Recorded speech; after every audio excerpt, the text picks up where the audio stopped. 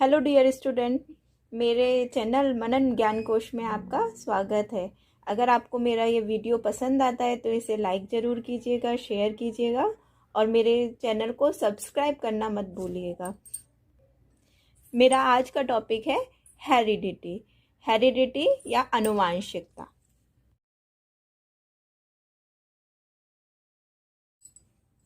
Heredity या आनुवांशिकता के बाद पढ़ने के बाद आपको इस टॉपिक को पढ़ने के बाद हेरिडिटी के विषय में समझ में आएगा क्या है, कैसे है। सेकंड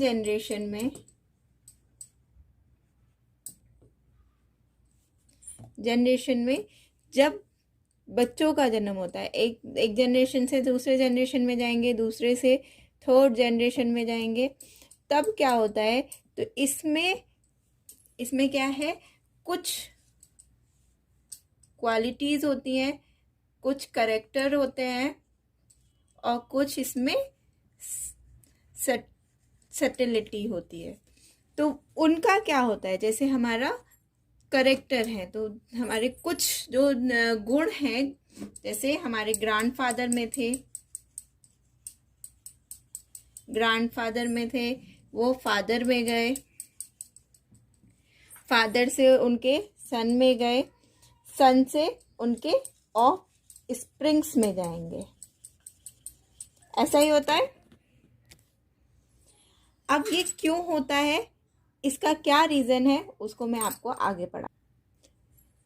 देखिए, the rule of heredity determine the process, वो प्रोसेस जिससे हम जो करेक्टर हैं या ट्रेड्स हैं वो एक पीढ़ी से दूसरी पीढ़ी में, इसमें सबसे पहले आपका आता है ट्रेड्स।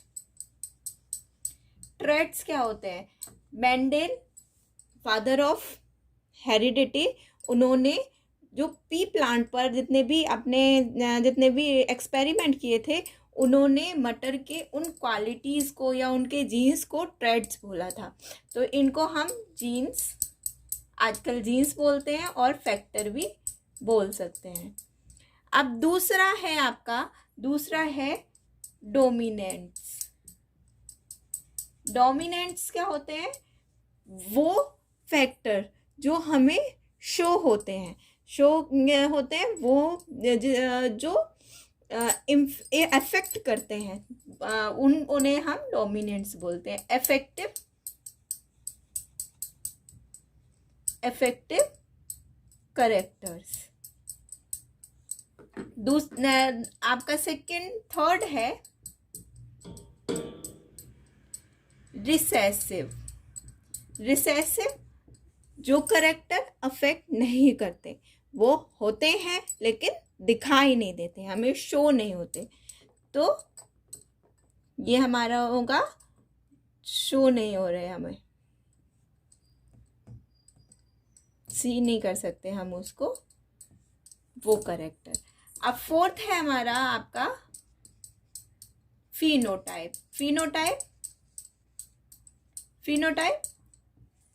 करेक्टर हमें जैसे हम देख रहे हैं कि ये लंबा है, टॉल है, शॉर्ट है या वाइट है, राउंड है, ये हमारे करेक्टर फिनोटाइप में आते हैं, जो हम देख के पहचान सकते हैं कि हाँ, ये हमें लंबा दिख रहा है, छोटा दिख रहा है और कैसा दिख रहा है। और फिफ्थ है हमारा जीनोटाइप। वे करेक्टर जो हमारे करेक्टर जिनके कारण वो सारे करेक्टर जिस पर फिनोटाइप डिपेंड करता है या फिर उनको कंट्रोल करते हैं। फिनोटाइप को जीन कंट्रोल करता है। Phenotype control by genotype. Next है हमारा एलील। 6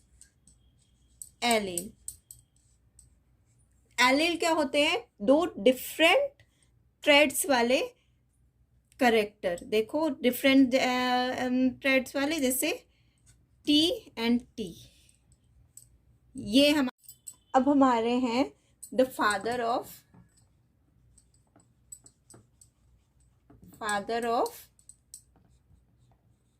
हेरिडिटी।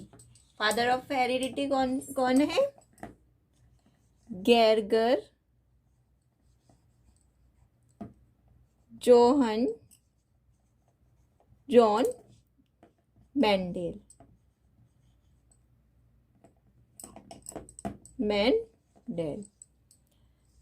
इन्होंने 8 इयर्स तक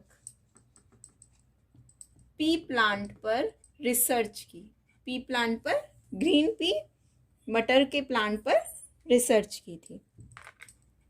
इन्होंने क्या देखा था कि अलग अलग उन्होंने पी प्लांट लिए थे और उसके बाद उन्होंने अपने रिसर्च में 3 एक्सपेरिमेंट प्रूफ किए थे। उनको लॉ ऑफ मेंडेल बोला जाता है। अब इन्होंने पी प्लांट ही क्यों लिया था? उसके पीछे रीज़न था कि जो पी प्लांट होता है, पी प्लांट जो होता है, मटर का प्लांट, वो क्या होता है? एनुअल होता है, एनुअल प्लांट है या वार्षिक प्लांट है।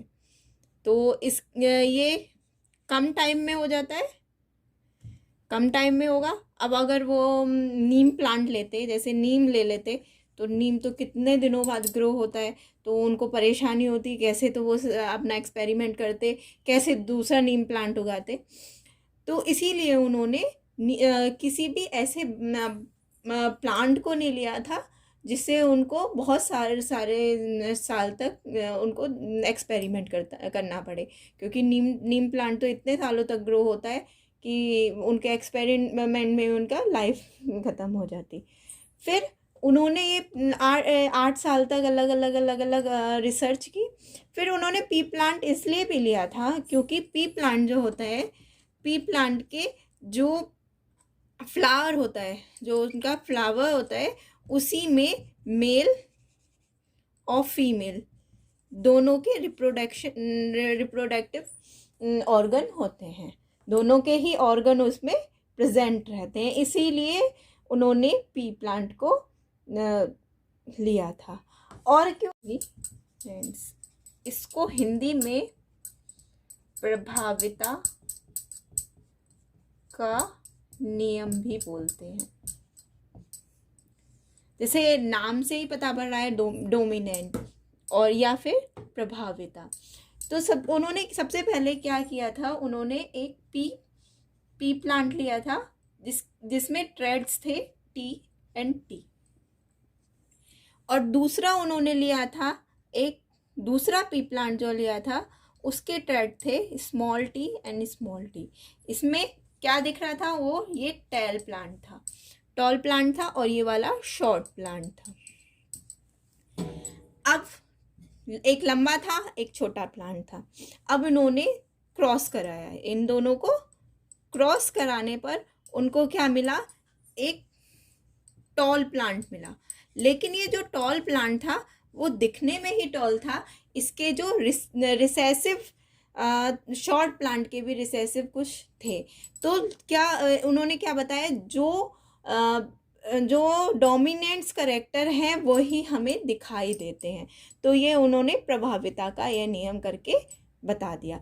अब इसको हम फिर उन्होंने इसका टी एंड टी, जो उनको टॉल प्लांट मिले थे इनके क्रॉस कराने से, उन दोनों को लेकर उन्होंने सेल्फ पॉलिनेशन कराया।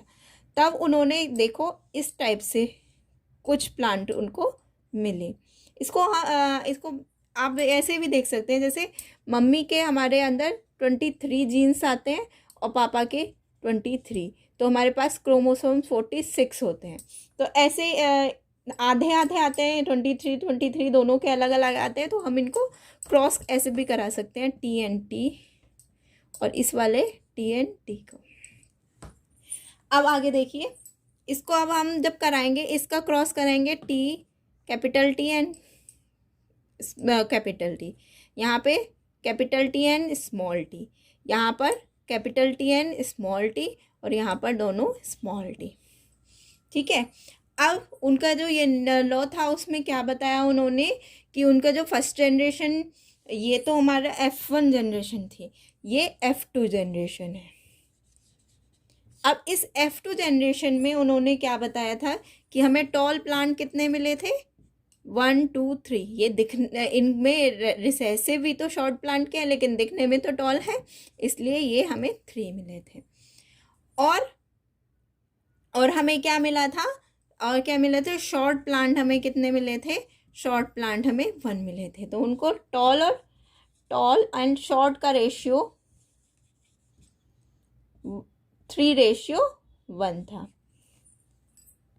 देखिए एक बार फिर से मैं आपको बता देती हूँ, यहाँ पर हमारे F1 जनरेशन, F1 में T एंड T, ये टॉल है, यहाँ पे लंबा है, लंबा, यहाँ T and small T short या बोना, बोना बोलते हैं ना, जो छोटा होता है उसको बोना बोलते हैं। इन दोनों का क्रॉस कराने पर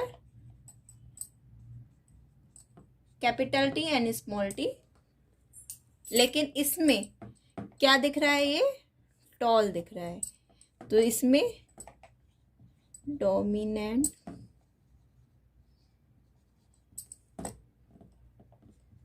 टॉल के और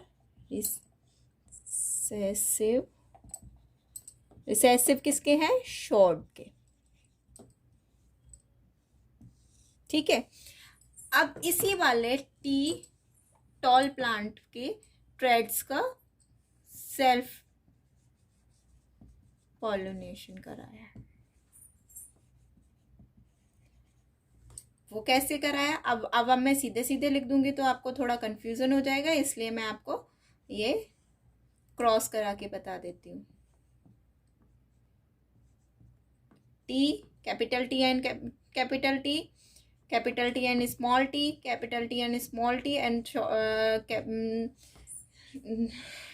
इसमें small t and small t. अब आप आगे देखिए, capital T small capital T ratio, capital T small t ratio small t and small t, तो 1:2:1। ठीक, ये मेंडेल के प्रभाविता का या डोमिनेंट लॉ भी बोला जाता है। अब हम आगे बढ़ते हैं नेक्स्ट। अब फिर मेंडेल ने सोचा क्यों ना कि मैं डाई हाइब्रिड वाले, 2 संकरण बीज वाले प्लांट्स को पॉलिनेशन कराऊं, क्यों ना मैं उन दोनों को करके देखूं तो क्या उसके इफ़ेक्ट होते हैं। तो उन्होंने जो इफ़ेक्ट देखना की कोशिश की, उसमें उन्होंने जो देखा था वो मैं आपको बताती हूँ। उन्होंने क्या करा था, उन्होंने राउंड और येलो और रिंकल और ग्रीन, ये हाइब्रिड सीड लिए। अब उन्होंने क्या करा, राउंड के लिए RR लिखा, येलो के लिए YY और रिंकल्ड के लिए RR और ग्रीन के लिए स्मॉल YY। तो उन्होंने जो सीड लिए थे राउंड एंड ग्रीन के लिए RR एंड ग्रीन YY और wrinkled yellow RR capital YY।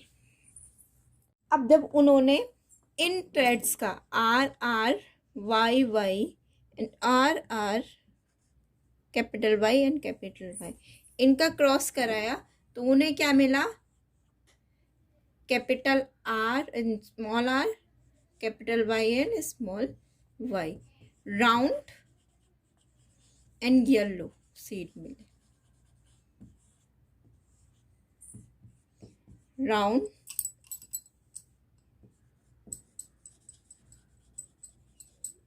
And yellow. देखिए उन्होंने राउंड और ग्रीन ट्रेड वाले सीड लिए और यहाँ पर उन्होंने ग्रीन और रिंकल्ड सीड लिए। उनका क्रॉस कराने पर उन्हें राउंड एंड येलो डोमिनेंट वाले सीड मिले और ग्रीन एंड रिंकल्ड इनमें रिसेसिव ट्रेड्स थे। अब उन्होंने आगे इनका सेल्फ पॉलिनेशन कराया। सेल्फ पॉलिनेशन कराने पर उन्हें क्या मिला, देखो यहाँ पर आर और ये capital Y, capital R and small Y, small R and capital Y and small R and small Y. Same ऐसे ही हम नीचे लिखेंगे। ये क्रॉस टेबल है, इसको आगे बनाते हैं। देखिए अब हमने जब क्रॉस करा दिया तो हमें क्या क्या मिला, एक कैपिटल आर और कैपिटल आर स्मॉल आर और कैपिटल आर। जहाँ भी हमें कैपिटल आर और कैपिटल आर और स्मॉल आर दोनों मिक्स मिल रहे हैं वो राउंड होंगे। स्मॉल आर जितने भी हैं वो रिंकल्ड होंगे। वाई और वाई कैपिटल वाई और कैपिटल वाई और कैपिटल वाई एंड वाई है तो वो येलो होंगे। और स्मॉल वाई और जहाँ पे भी हैं वो ग्रीन होंगे। अब जब हम इनका रेशियो देखेंगे तो हमें क्या मिलेगा। जो क्रॉस टेबल बनाई है उसमें आप देखेंगे तो राउंड एंड येलो 9 है, राउंड एंड ग्रीन 3 है, रिंकल्ड एंड येलो 3 है एंड रिंकल्ड एंड ग्रीन 1 है। तो इनका ratio 9, ratio 3, ratio 3 and ratio 1 का है। मुझे